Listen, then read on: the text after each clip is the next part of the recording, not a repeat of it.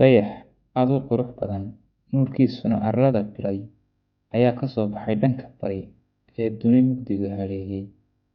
Iftiinka ka baxaya ayuu dadka u sheegayaa inuu hal qof uun ku filan yahay, sidaas darteed ay isu tartamaan. Fariintiisii markii aan helayna, waxaan go'aansaday inaan cid walba uga hormaro, si aan anigu u manaafacsado oo uu dunida igu iftiimiyo. Orodkayga markii uu arkay ayuu yaabay, wuxuu la cajabay degdegayga, hareerahayga ayuu eegay, si uu u hubsado in cid ila loolamaysa jirto.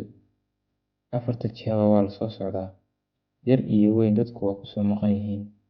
Si uu cadaalad ugu sameeyo uunkan isaga dartii u soo ordaya, wuxuu ku qasbanaaday inuu halkiisa taagnaado, oo qofka ugu soo dheereeya uu hanto.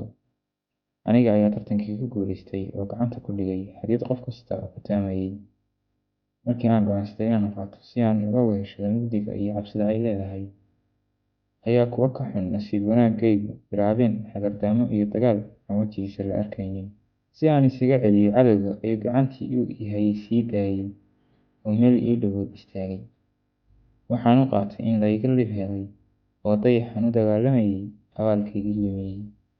Waan is dhiibay, anigoo is tusay inaysan meesha ool sabab aan u dagaalamo, marba haddii iftiinkii aan jeclaysanayay iga durkay. Kolkaas ayaan dhabarka u jeediyay oo mugdi afka saaray, halkaasna kaga dheehmaaday shay aad qaali u ahaa. Isaguna wuxuu ii arkay fulay aan geyin oo ka tegay goor uu u baahnaa. Cadaawe markii hore kansho la'aa ayaa halkaas fursad ka helay. Markii ay dhexdooda isgarbiyeenna, mid aan la filanayn ayaa midoobay. Markaas ayaan bilaabay inaan xiddigaha midigga ka dhex raadiyo. Waxaanse soo ogaaday dayax iyo xiddigu inay habeen iyo maalin kala yihiin.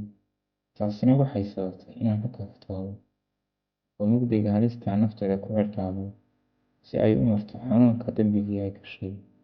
Waan sugi doonaa ilaa uu ka soo noqdo mar labaad, waxaanan u mari doonaa halgankii markii hore mid ka dhib badan. Haddii uu imaan waayana, waxaan quusi doonaa badweynta mugdiga, ilaa wadnahaygu shaqada ka joojiyo. Kolkaasna waxaan tagi doonaa duni kale, taasoo aan isaga looga baahnayn. Waxaanse rajaynayaa inuu soo laabto dayaxaasi, si aan u tuso inaysan xiddigu booskiisa buuxin karin. Waxaan rajaynayaa inuu soo laabto si aan uga raali geliyo khaladkii aan ka galay.